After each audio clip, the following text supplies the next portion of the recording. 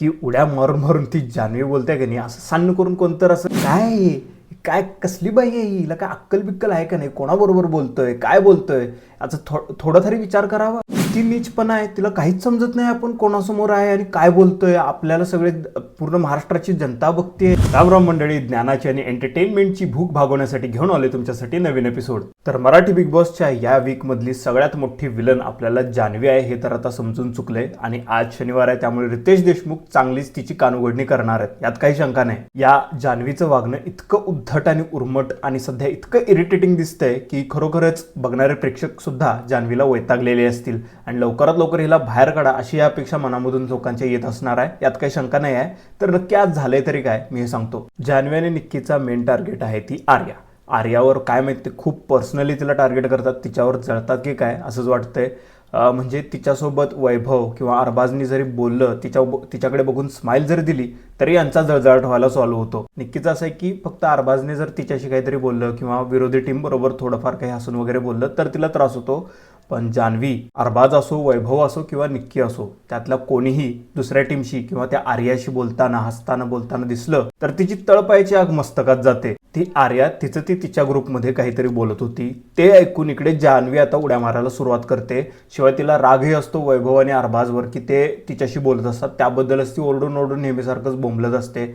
काय नाही ते तिला मतिमंद किंवा तिला काय येत नाही, हेल्पलेस, युजलेस, आणखीन काय काय बरेचसे वर्ड आहेत अपमानास्पद असे ते आर्याला सगळ्यांच्या समोर ओरडून ओरडून बोलत असते. आणि निमूटपणे सगळेजण ऐकत असतात. पण एक लिमिट येते, त्यावेळी वर्षाताई त्यांच्याच ग्रुपमध्ये निर्लज्जम समर्पयामी असं जान्हवीला उद्देशून बोलतात आणि हेच जान्हवीला खटकतं. आणि त्यानंतर चालू होतं वर्षाताईंचं आणि जान्हवीचं भांडण. की उड्या मारून मारून ती जान्हवी बोलते की नाही, असं सान्न करून कोणतर असं, सॉरी तसं बोलायला नसायला पाहिजे, पण अशी मनातून अशी भावना येते, काय काय कसली बाई आहे हिला, काय अक्कल बिक्कल आहे का नाही, कोणाबरोबर बोलतोय, काय बोलतोय, याचा थोडा तरी विचार करावा. असं सगळं मनातून आपल्या येत असते, मला माहिती आहे तुमच्या पण मनात येत असेल. पण ते जान्हवीच्या मनात येत नाही. तिला काहीच समजत नाही आपण कोणासोबत बोलतोय आणि कोणत्या भाषेत बोलतोय, काय बोलतोय. आर्यानंतर वर्षाताईंबरोबर सुद्धा जान्हवीचं नेहमीच वाजत असतं. वर्षाताई सडेतोड उत्तर देतच असतात, त्या कोणाचं ऐकून घेत नाहीत.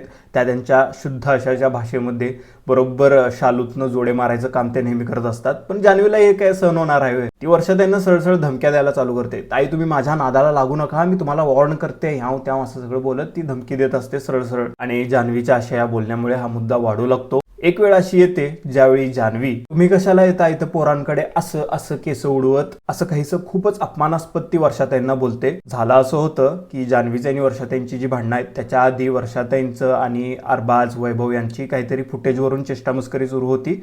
त्यावेळी वर्षाताईंची हेअरस्टाईल ज्या प्रकारची आहे त्यावरून त्यांना सतत म्हणजे टोमणे वगैरे म्हणजे अशा चेष्टा वगैरे चालू असते. त्यावरून त्या केस अशा घेऊन त्या असं फुकून उडवत असतात.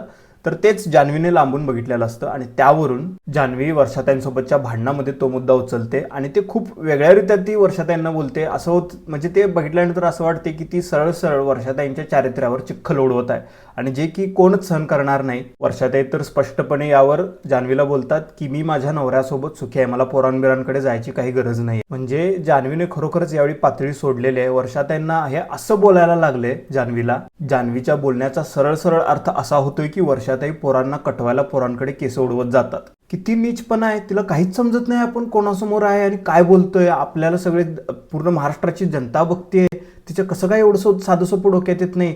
आणि ते अरबाज वैभव बैल भाड्यासारखे तिथे बसलेले असतात, त्यांना काही कळत नाही काय ही चुकते, तिला सांगावं, काहीच समजत नाही त्यांना. यावेळी खरोखरच पाणी डोक्याच्या वर गेले.